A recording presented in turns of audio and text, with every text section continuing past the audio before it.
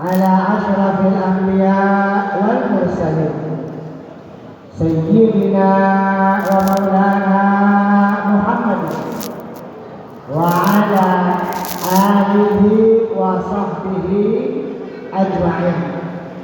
رب اشرح لي صدري ويسر لي أمري واحلل عقدة من لساني يفقهوا قولي.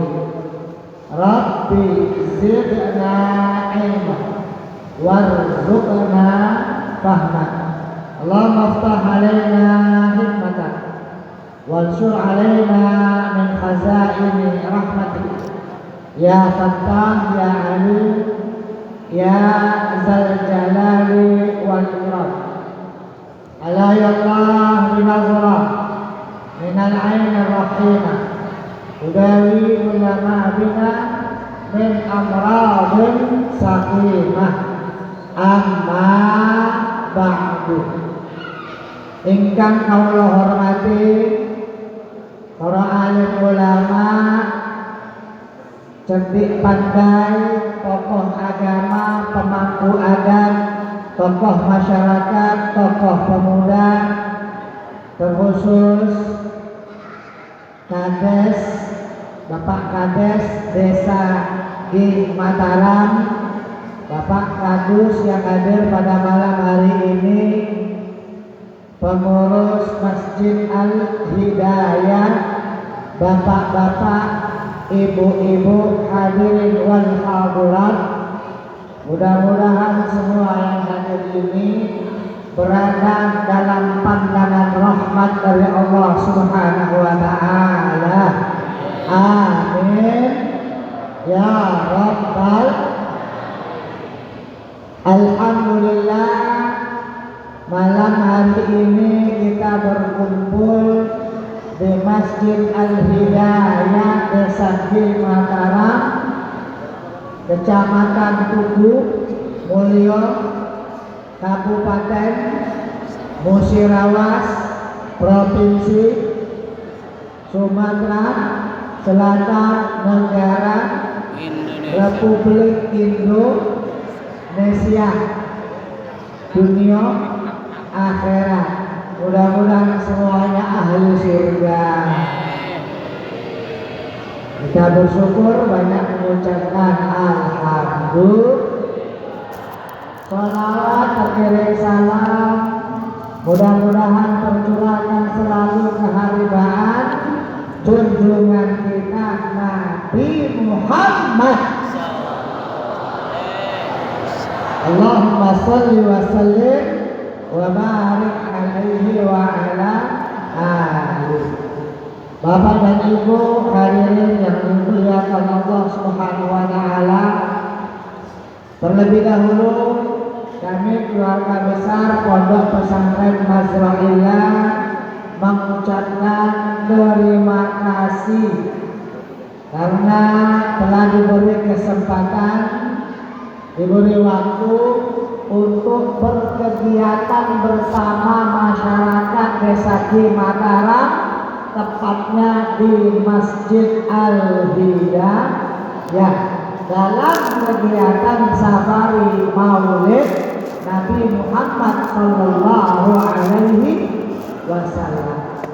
Yang kedua, kami juga mohon maaf karena Bapak dan Ibu dibikin repot, dibikin susah oleh anak-anak kami yang mungkin dari sore tadi sudah berada di sini.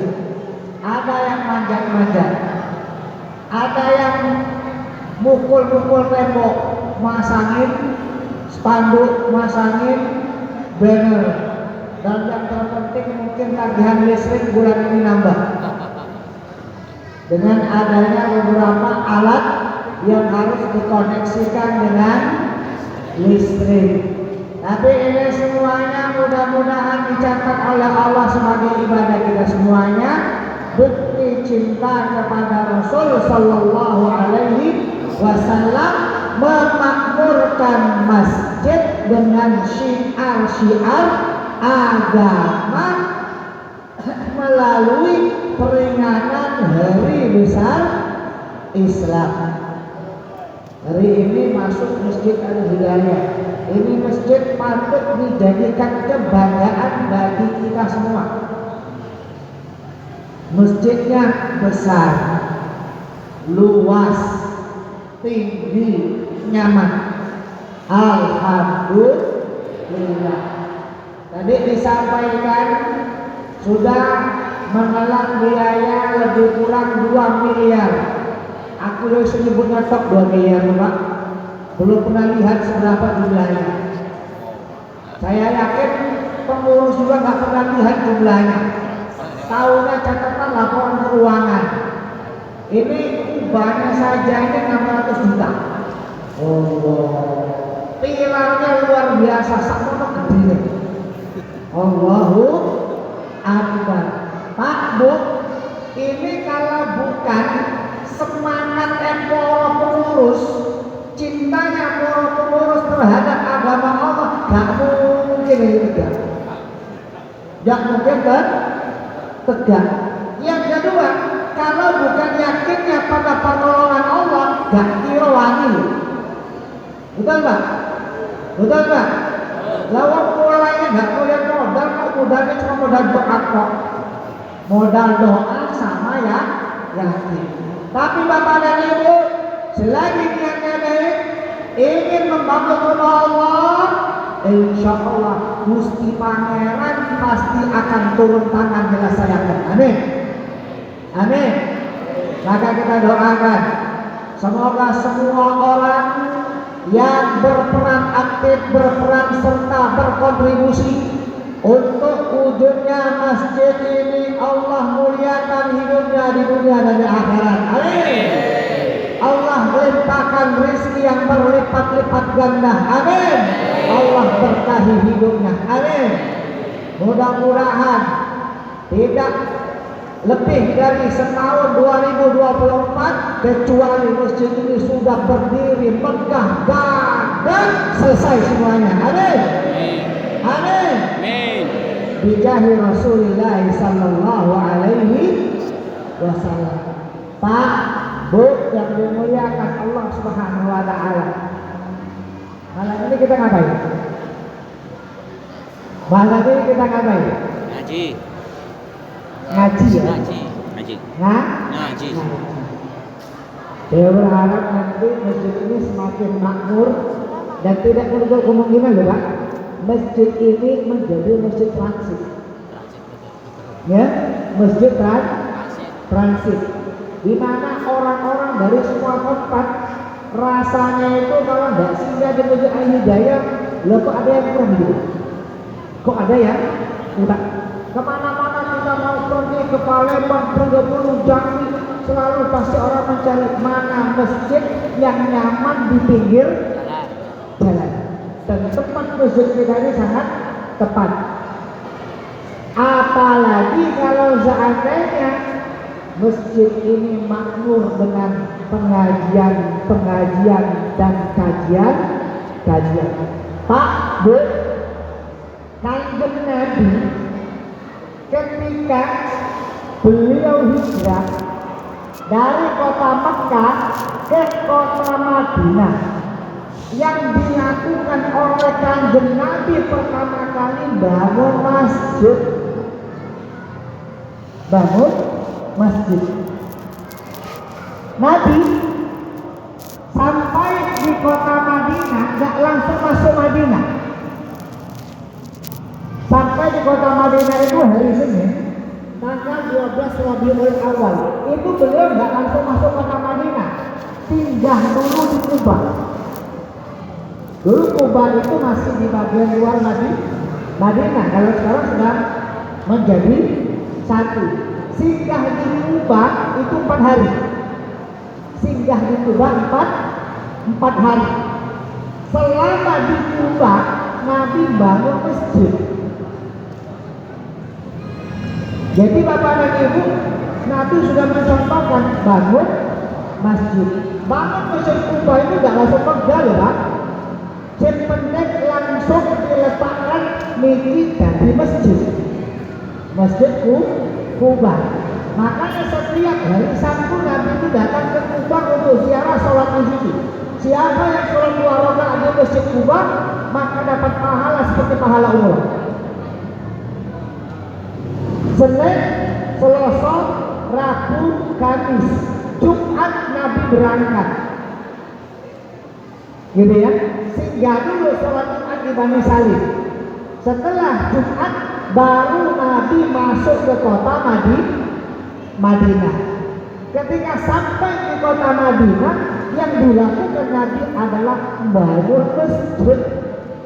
Ya Allah, itu Pak, tempat Masjid Nabawi yang sekarang begitu luasnya, dulu nggak seluas itu.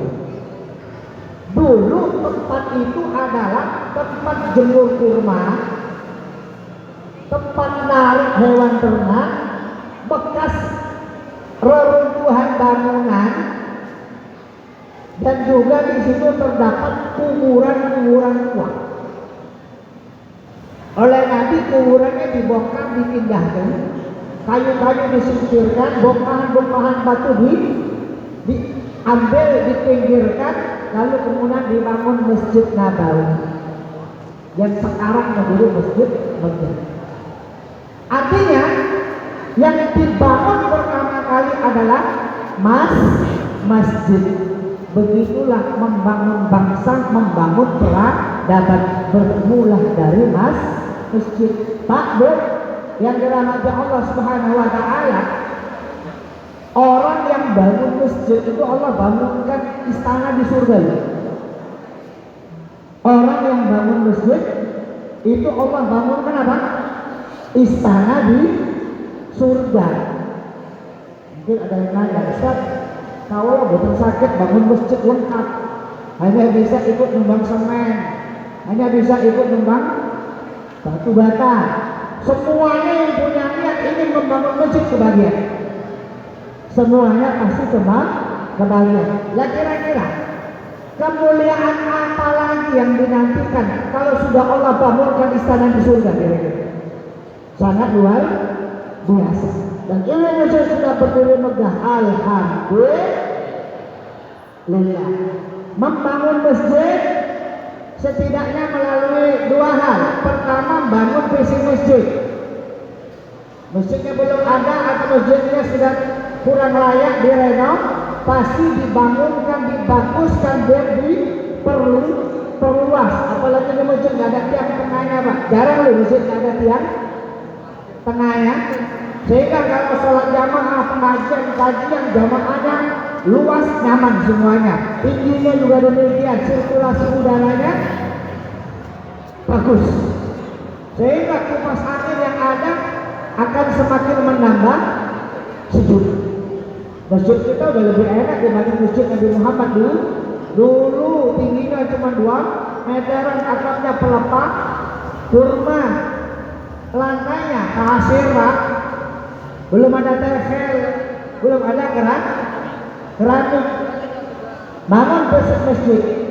Yang kedua, Bapak dan Ibu, memakmurkan masjid dengan cara sampai 700 meter ke bawah ukuran masjid, sampai 700 langit ke atas hukumnya masjid gak iso diganti.